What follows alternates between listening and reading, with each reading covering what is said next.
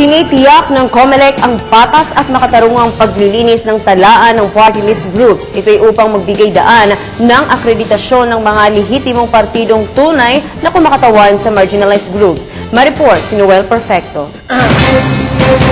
Magpapatupad ng malinis, parehas at maayos na pagpipili ang Commission on Elections kaugnay ng cleansing process ng mga party list groups na mabibigyan ng go signal na makalahok sa midterm elections sa 2013.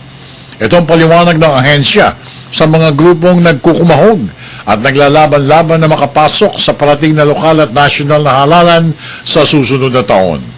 Ito'y matapos na akusahan ng grupong Anak Bayan, ang Akbayan Party List, na walang karapatang maging representatives ang mga ito ng marginalized groups at dapat lamang umanong ma-disqualify ang grupo.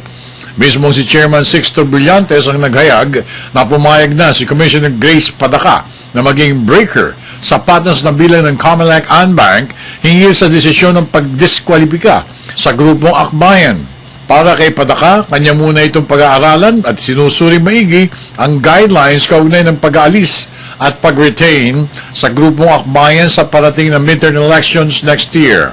Dahil dito, muli nanawagan si Chairman Brillantes sa lahat ng mga aspirante, maging para sa senador, party list o yaong mga tinaguriang colorful o lalong kilala sa bansag na nuisance candidates na maghinay-hinay lamang at masusing ipinatutupad ng COMELEC ang cleansing process para sa ikabubuti ng automated election sa 2013.